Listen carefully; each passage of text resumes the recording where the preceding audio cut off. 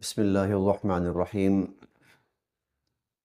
پارہ نمبر 30، آخری پارہ،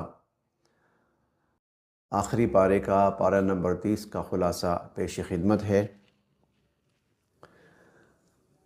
اس پارے کے مضامین میں سے ایک اہم مضمون آپ حضرات پیچھے بھی سماعت فرما چکے ہیں کہ ان آخری پاروں کے اندر اللہ رب العزت نے جو مرنے کے بعد کی زندگی ہے، بعث بعد الموت، یا جسے قیامت بھی کہتے ہیں، مرنے کے بعد زندہ ہونا، جی اٹھنا، اس پر بہت زور دیا ہے۔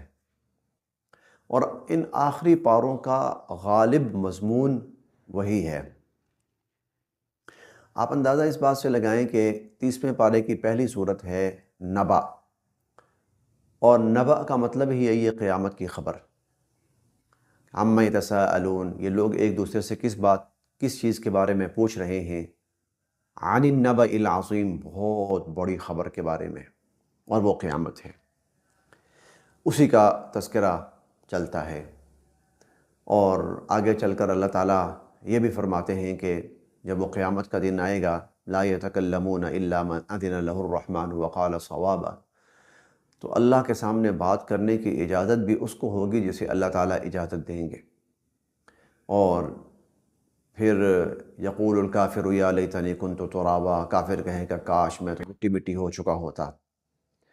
اگلی صورت سورۃ النازعات شروع ہوتی ہے۔ 5 قسمیں کھائی ہیں اللہ تعالیٰ نے، اور ان قسموں کے بعد اللہ رب العزت فرماتے ہیں کہ یوم ترجف الراجفہ تتبعها الرادفہ، ایک بہت بڑا دھماکہ ہوگا، پھر ایک اور ہوگا۔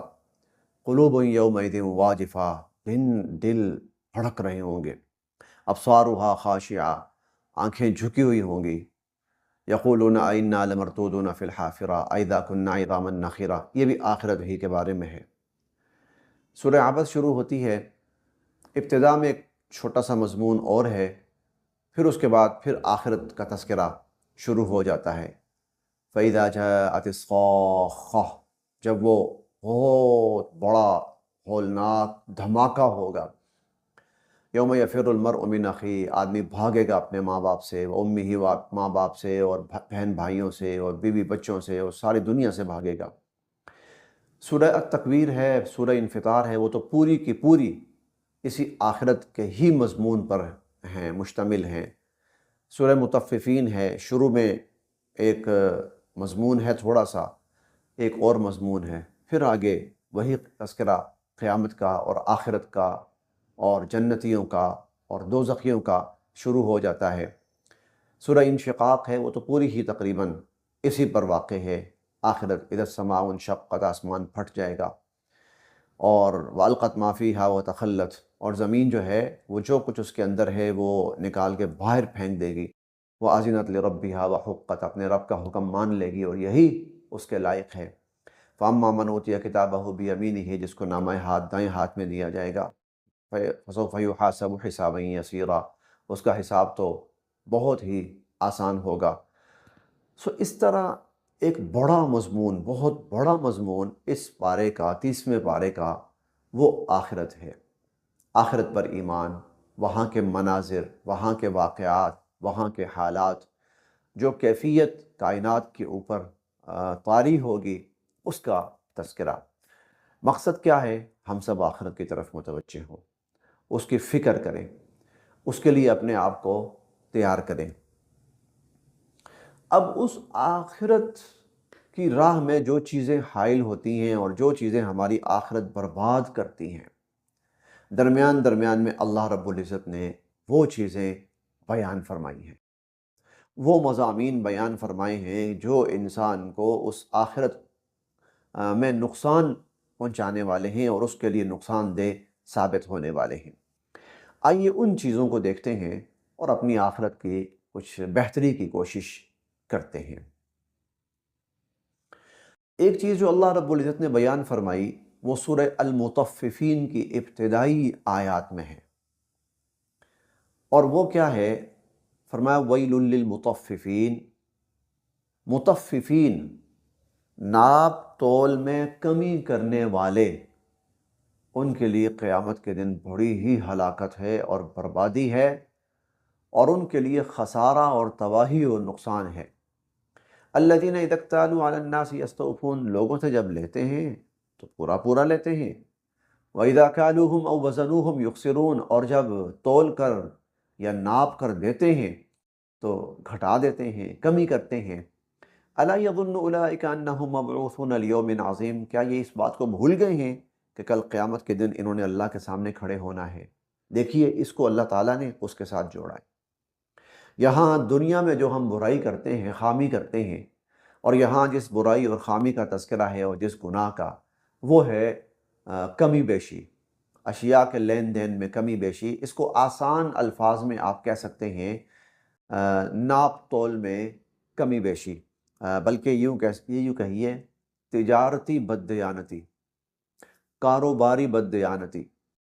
اس کی بہت سی شکلیں خصوصاً ہمارے معاشرے میں رائج ہیں۔ کاروبار کے اندر دو نمبری، جھوٹ، کمی، اور اس میں جو کچھ خامیاں ہیں جو ہم کر رہے ہیں اور جانتے بوجھتے کر رہے ہیں اور معلوم ہوتے ہوئے کر رہے ہیں اور دیکھتے ہوئے کر رہے ہیں۔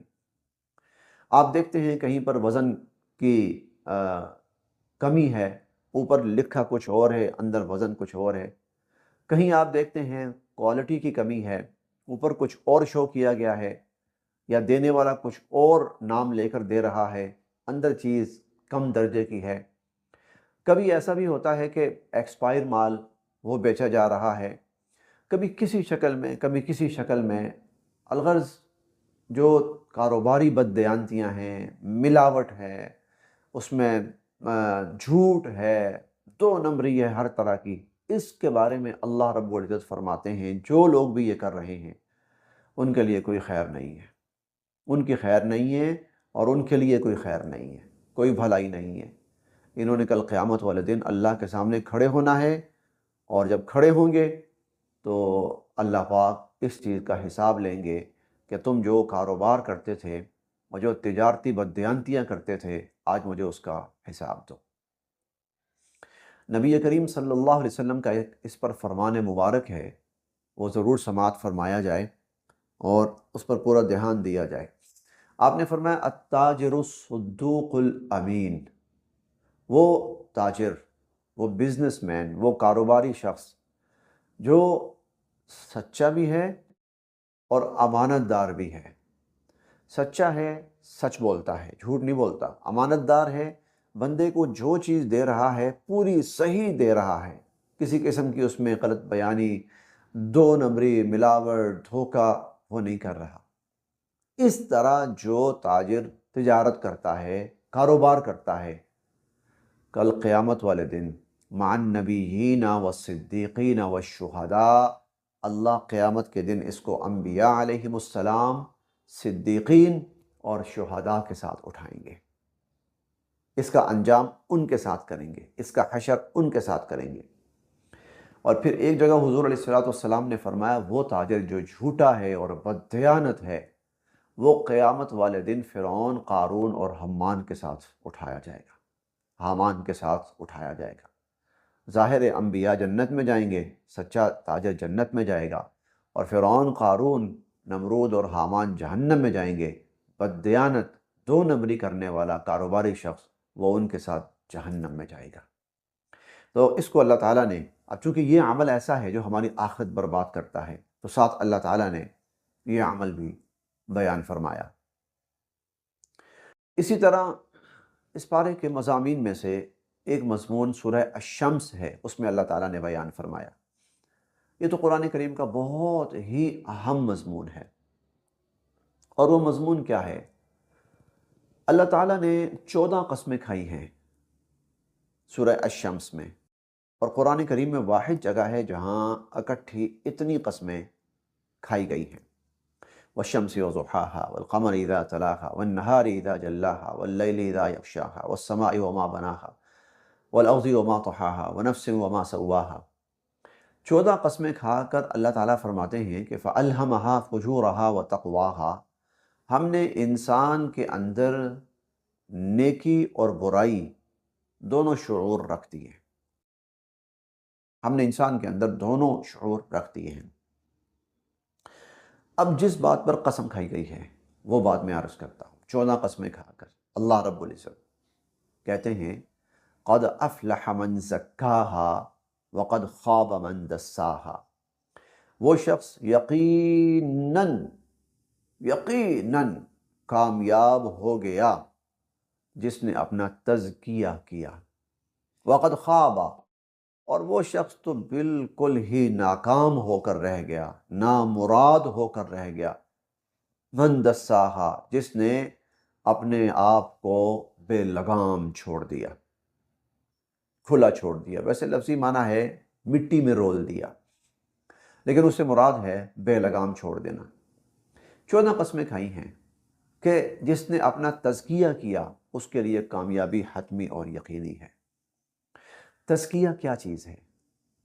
اللہ تعالیٰ 14 قسمیں کھا رہے ہیں تو ہمیں سمجھنا ہوگا تزکیہ کیا چیز ہے۔ انسان پیدا ہوتا ہے تو اس کے اندر بہت سارے رذائل ہیں۔ رذائل کا مطلب ہوتا ہے بری عادات، بری صفات، صفات قبیحہ، صفات ذمیمہ۔ وہ کیا ہیں؟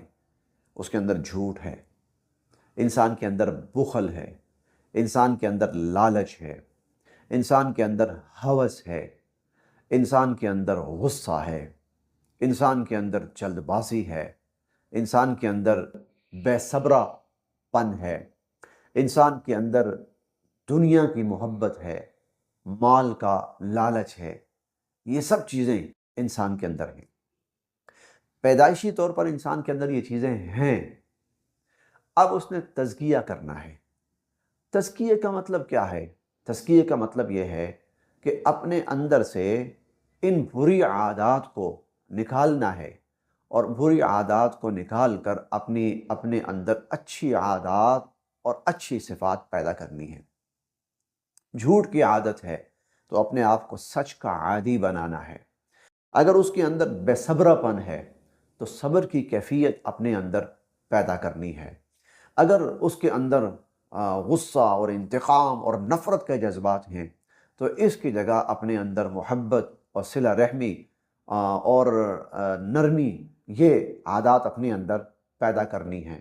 اگر اس کے اندر مال کی ہوس ہے، لالچ ہے، تو اسے اپنے اندر مال کا جو سخاوت کا جذبہ ہے وہ پیدا کرنا ہے کہ میں لوگوں کو مال دینے والا بنوں اور لوگوں کی خدمت کرنے والا بنوں۔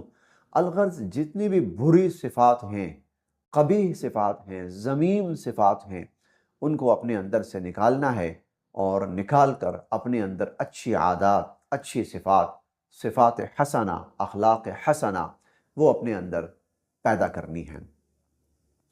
اس کا اندازہ، اس کی اہمیت کا اندازہ اس بات سے لگائیں کہ اللہ رب العزت نے 4 جگہ قرآن کریم میں نبی کریم صلی اللہ علیہ وسلم کی ذمہ داریاں بیان فرمائیں۔ یتلو علیہم آیاتہ ویزکیہم ویعلمہم الکتاب والحکمہ۔ آپ کی 4 ذمہ داریاں ہیں۔ لوگوں کو اللہ کا قرآن پڑھ کر سنانا ہے، اور لوگوں کا تزکیہ کرنا ہے، لوگوں کی تربیت کرنی ہے، لوگوں کی اصلاح کرنی ہے، لوگوں کے اخلاق اور عادات کو سنوارنا ہے۔ چنانچہ پھر نبی کریم صلی اللہ علیہ وسلم نے ان لوگوں کو ایسا مانجھا، ایسا ان کی اصلاح فرمائی کہ وہ کائنات کے بہترین انسان بن گئے۔ تو اللہ تعالیٰ یہ 14 قسمیں کھاتے ہیں، قسم کھا کر کہتے ہیں کہ جس نے اپنی اصلاح کی، جس نے اپنے آپ کو سنوار لیا، اور جس نے اپنا تزکیہ کر لیا، وہ یقینی طور پر کامیاب ہو گیا، اور جس نے اپنی اصلاح نہ کی، اپنے آپ کو نہ سنوارا، بے لگام چھوڑ دیا، اسی طرح ہی وہ خود نمائی اور لالچ اور ہوس اور دنیا کی محبت اور انہی چیزوں میں پڑا رہا، تو اس کی آخرت برباد ہو گئی۔ اس نے اپنے آپ کو تباہ کر لیا۔ بظاہر لگے گا دنیا کے اندر کہ یہ شخص تو بہت ہی ایٹیچیوڈ والا ہے اور بڑے غصے والا ہے، اور اس سے ڈرا جائے اور اس سے بچا جائے، بظاہر تو ایسا لگے گا، لوگوں کے دل کے اندر اس کا خوف پیدا ہوگا، ہو سکتا ہے لوگ اس سے ڈریں، لیکن اصل یہ ہے، حقیقت یہ ہے کہ وہ اپنی آخرت برباد کر بیٹھا ہے۔ اس بارے کے مضامین میں سے ایک صورت ہے سورہ القدر۔ القدر جو ہے یہ اصل میں لیلۃ القدر، رمضان المبارک کے آخری عشرے میں ایک رات ہے، اسے لیلۃ القدر کہا جاتا ہے۔ بڑی عظمت والی رات، بڑی شان والی رات، بڑی مبارک رات، بہت اجر و ثواب والی رات، اسے لیلۃ القدر کہا جاتا ہے۔ اللہ تعالیٰ نے اس کا ذکر کیا، اس کے بارے میں فرمایا کہ نمبر ایک، لیلۃ القدر خیر من الف شہر، کہ وہ جو رات ہے وہ 1000 مہینوں سے بہتر ہے۔ مطلب یہ ہے کہ اگر کوئی شخص مسلسل 1000 ماہ دن رات عبادت کرتا رہے، 1000 مہینے، یہ 82-83 سال بنتے ہیں۔ اگر کوئی شخص، پچھلی امتوں میں کوئی اگر ایسا شخص گزرا ہے جو 80 سال، 82 سال، 83 سال اس طرح عبادت کرتا رہا کہ دن بھی اللہ کی یاد میں، عبادت میں، اور رات بھی اللہ کی یاد اور عبادت میں گزری، تو اس کا کتنا اجر و ثواب ہوگا، کتنا بلند مرتبہ ہوگا وہ شخص، کتنی عظمت والا ہوگا۔ لیکن اللہ تعالیٰ فرماتے ہیں کہ اس امت کے لوگ، اگر کسی کو ایک وہ رات مل جائے، اور رمضان کے آخری عشرے میں وہ رات آتی ہے، اور طاق راتوں میں کوئی طاق رات ہوتی ہے، اور اس رات میں وہ شخص اللہ کی عبادت کرے، اللہ کی یاد میں اس رات کو گزارے، تو کسی نے پچھلی امتوں میں اگر 1000 مہینے، 82-83 سال بھی عبادت کی تھی، تو اس کی ایک رات کی عبادت اس کی 80-82 سال کی دن رات کی عبادت سے بہتر ہے۔ کتنی بہتر ہے یہ ہمیں نہیں پتا، بہت بہتر ہے۔ تو ایک تو اجر و ثواب ہے، اور دوسری بات یہ فرمائی کہ تنزل الملائکۃ والروح فیہا بإذن ربہم من کل امر سلام، کہ اس رات کے اندر جبرائیل امین اور فرشتے اللہ کی طرف سے ہر طرح کی خیر اور خوبی اور عافیت اور سلامتی لے کر اترتے ہیں۔ اور تیسری بات یہ فرمائی کہ ہی حتی مطلع الفجر، جب رات شروع ہوتی ہے تو اللہ کی یہ رحمتیں شروع ہو جاتی ہیں، اور جب تک فجر طلوع نہیں ہوتی اس وقت تک اللہ کی یہ رحمتیں اترتی رہتی ہیں۔ اب اس میں سب سے زیادہ قابل غور جو بات ہے وہ یہ کہ اس رات کی عظمت کی وجہ کیا ہے؟ اتنی عظیم رات، اتنا بڑا ثواب، ہمیں تو نہیں پتا اس کا اینڈ کیا ہے، ہمیں نہیں پتا۔ اللہ نے فرمایا بہت بہتر، بہت بہتر۔ اس کا اینڈ کیا ہے؟ تو اس کی وجہ کیا ہے، اس کی عظمت کی، اس کی فضیلت کی؟ تو اس کا جواب یہ فرمایا کہ انا انزلناہ فی لیلۃ القدر، کہ اس رات میں ہم نے قرآن کریم نازل فرمایا تھا، اور قرآن کریم کا اس رات میں نازل ہونا اس رات کو اتنا اوپر لے گیا، اس رات کو اتنا عظیم بنا گیا۔ اندازہ لگائیے کہ قرآن کریم کا صرف نازل ہونا اس رات کے اندر اس رات کو اتنا باوقار اور اتنا محترم بنا دیتا ہے، تو جس شخص کی زندگی کے اندر قرآن آ جائے گا وہ کتنا بابرکت اور وہ کتنا عظیم ہوگا۔ اس بارے کے مضامین میں سے ایک سورہ الزلزال ہے۔ سورہ الزلزال کی آخری آیات میں اللہ تعالیٰ ایک بات ارشاد فرماتے ہیں، بہت قابل غور ہے۔ فرماتے ہیں کہ فَمَن يَعْمَلْ مِثْقَالَ ذَرَّةٍ خَيْرًا يَرَهُ، جو شخص دنیا میں ذرہ برابر بھی نیک عمل کرے گا۔ ذرہ کہتے ہیں چھوٹی سی چھوٹی وہ چیز جس کو انسانی نگاہ نہیں دیکھ سکتی۔ ذرہ برابر جو شخص نیک عمل کرے گا، یارہ، قیامت کے دن اللہ اس کا وہ نیک عمل دکھائیں گے۔ ساتھ یہ بھی فرمایا وَمَن يَعْمَلْ مِثْقَالَ ذَرَّةٍ شَرًّا يَرَهُ، جو ذرہ برابر کوئی گناہ کرے گا، برا عمل کرے گا، برائی کرے گا، تو اللہ اسے وہ بھی دکھائیں گے۔ نہ اس کی نیکی کہیں چھپی رہے گی اور نہ ہی اس کی برائی کہیں چھپی رہے گی۔ بہت دھیان سے ہمیں برائی کرنی چاہیے، قیامت والے دن وہ ہمارے سامنے بھی لائی جا سکتی ہے۔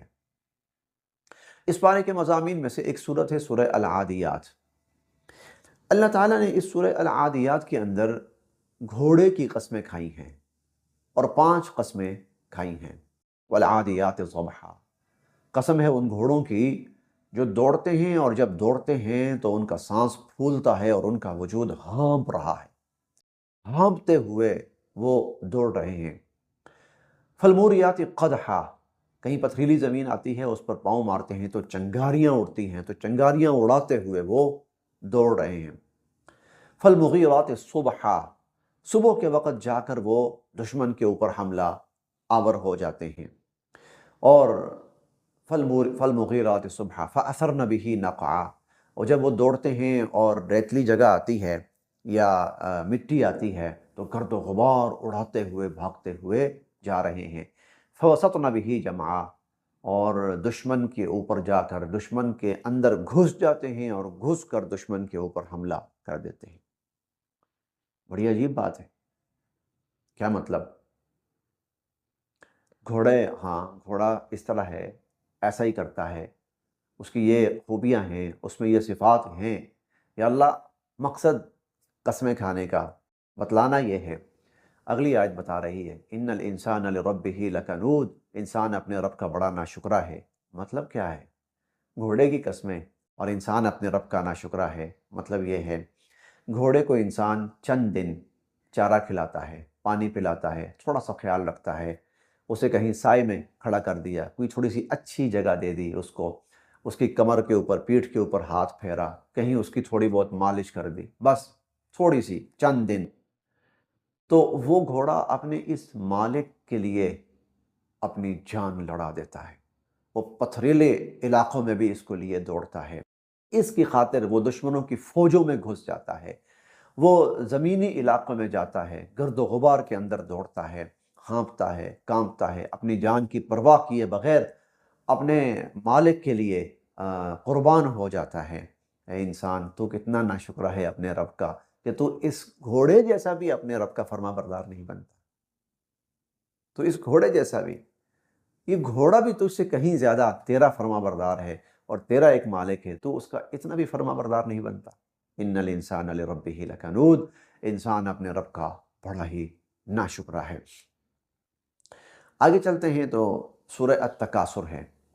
سورہ التکاثر کی پہلی 2 آیات وہ انسان کی آنکھیں کھولنے کے لیے کافی ہے۔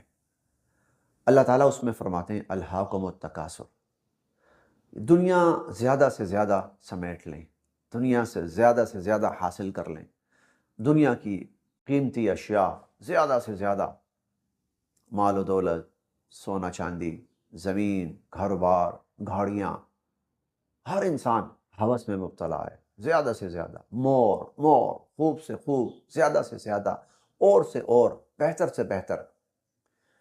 اللہ تعالیٰ فرماتے ہیں اس زیادہ سے زیادہ کی ہوس نے تمہیں بالکل غافل کر دیا، اور اتنا غافل کر دیا، انسان اس ہوس میں اتنا مبتلا ہوتا ہے حتیٰ زرتم المقابر، اسرائیل آتا ہے اور اس کی روح قبض کرتا ہے اور لوگ اٹھا کر جا کے اس کو قبر میں ڈالاتے، حتیٰ کہ تم قبروں تک جا پہنچتے کہ اللہ اب بہت غلط کر رہے ہو، ایسا ہرگز نہیں کرنا چاہیے، سوف تعلمون، بہت جلد تمہاری آنکھ کھلے گی، تمہیں پتہ لگے گا، ثم کلا سوف تعلمون، پھر ہم کہہ رہے ہیں بہت جلد تمہاری آنکھ کھلے گی، تمہیں پتہ چلے گا، کلا لو تعلمون علم الیقین، کاش تم اس یقینی چیز کو جانتے، کاش تم اس یقینی چیز کو جانتے کہ جس ہوس میں تم مبتلا ہو کل قیامت والے دن یہ تمہارے کس کام آنی۔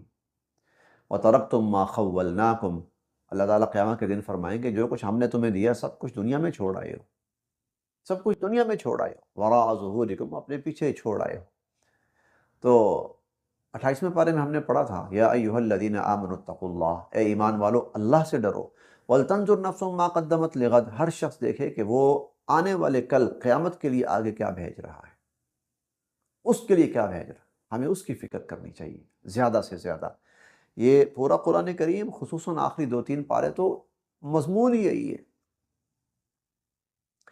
اس پارے کے مضامین میں سے بس آخری اب بات عرض کرنی ہے، اور وہ قرآن کریم کی آخری 2 سورتیں ہیں، انہیں معوذتین کہا جاتا ہے۔ معوذتین یعنی وہ 2 سورتیں جن میں دنیا کے ہر شر سے پناہ مانگی گئی ہے۔ قل اعوذ برب الفلق من شر ما خلق ومن شر غاسق اذا وقب، اور قل اعوذ برب الناس ملک الناس الہ الناس، جنات کے شر سے، شیطانوں کے شر سے، چیزوں کے شر سے، لوگوں کے شر سے پناہ مانگی گئی ہے اس ان 2 صورتوں کے اندر۔ اور حضور علیہ السلام فرماتے ہیں کہ جو شخص روزانہ ان 2 صورتوں کی تلاوت کرتا ہے اللہ تعالیٰ اسے نقصان پہنچانے والی چیزوں سے، جیسے جادو ہے، جیسے سحر ہے، جیسے اور مخلوقات ہیں، جنات ہیں، شیاطین ہیں، اللہ پاک ان کے شر سے اس شخص کی حفاظت فرماتے ہیں۔ 30واں پارہ ہمارا مکمل ہو گیا، لیکن بات یہاں ختم نہیں کرنی۔ قرآن کریم کا طریقہ یہ ہوتا ہے، جو ہی آپ 30واں پارہ سورہ الناس مکمل کریں تو ساتھ ہی پہلا پارہ اور سورہ فاتحہ شروع کر دیں، کیونکہ یہاں رکنا نہیں ہے، قرآن کریم میں رکنا نہیں ہے، بلکہ پڑھتے جانا ہے۔ مکمل ہوا پھر شروع، مکمل ہوا پھر شروع۔ کسی بچے کا قرآن کریم مکمل ہوتا ہے تو تب بھی یہی ترتیب ہوتی ہے۔ نماز تراویح کے اندر قرآن مکمل ہوتا ہے تب بھی یہی ترتیب ہوتی ہے، اس لیے ہم ساتھ ہی سورہ الفاتحہ شروع کرتے ہیں۔ بسم اللہ الرحمن الرحیم، الحمدللہ رب العالمین۔ تمام تعریفیں اس اللہ رب العزت کے لیے ہیں جو تمام جہانوں کا پالنے والا ہے اور تمام جہانوں کا وہ پروردگار ہے۔ صدق اللہ العظیم۔ اللہ پاک ہماری یہ چھوٹی سی کاوش تھی، اس کو قبول و منظور بھی فرمائیں، دنیا میں ہمارے لیے ہدایت اور آخرت میں اس کو نجات کا ذریعہ بنائیں۔ السلام علیکم ورحمۃ اللہ وبرکاتہ۔